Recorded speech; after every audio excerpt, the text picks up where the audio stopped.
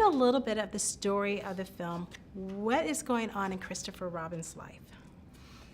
Christopher Robin, we see him as a little boy. The film starts when he's 7 years old and he's saying goodbye to his friends in 100 Acre Wood. And he's going away somewhere and they don't know where, but they're throwing a farewell party for him.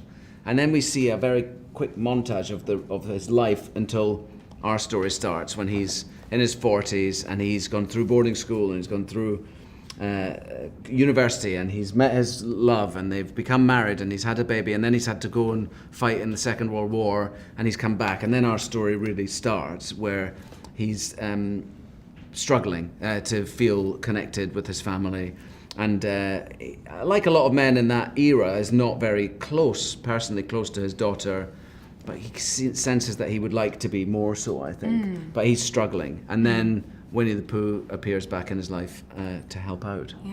Yeah. And so how does the wife take on having her husband in this place in his life?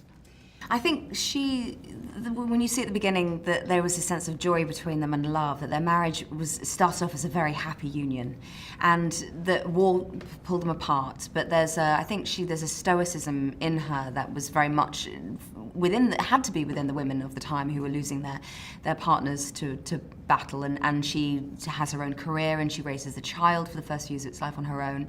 And I think she's endured that, and when he comes back and there is something changed in him, as there would be, I think she has a lot of compassion and understanding and patience for that. But then as time goes on, she sees that the negative effects that is having on the family life and also her daughter. And I think she's gently kind of giving him the signals to suggest that he needs to do something about it, because there's a lot at stake to lose.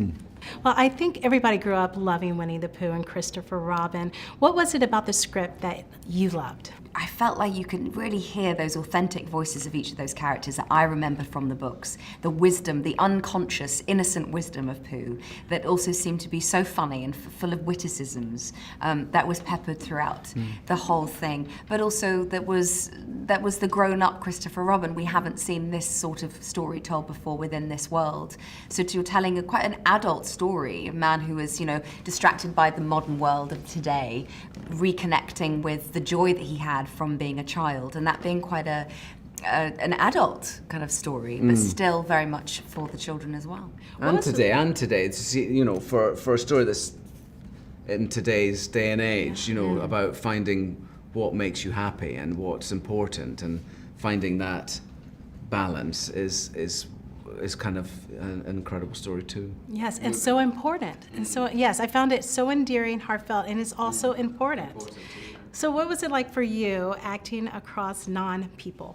I've done it in the past. I did it in the Star Wars films many times. I had to act with things that weren't there. So it's not unfamiliar to me. And I didn't get to act with nothing there, because I had an amazing little Pooh Bear and Eeyore and Piglet, and all of the characters were there in teddy bear form, if you like, but they were beautifully made, and they look like the characters in our movie. So I got to act with them, and we got to act with them in the scenes where we're together with the creatures. And then our director, Mark Forster, also had a brilliant idea of casting young actors, mainly just out of drama school, to play each of those characters. So they would be there, and they would hold the teddy bears and move them around a little bit during some of the earlier takes in a scene. And then they would step to the side, and then the visual effects people had different versions of the Winnie the Pooh. They had a grey one without a head, one that was just a tummy and no arms and legs, and so there was sometimes just a stick with a light, or sometimes nothing at all. But always we had those great actors off camera playing the scene with us. So that would improvise with you as well. That's right. They would just you're creating the world so that it helps you kind of the imagination take over when it's literally to nothing. Made in Hollywood. Hey guys, thanks for checking out this video. We want to know, what would you have asked? Let us know in the comments below.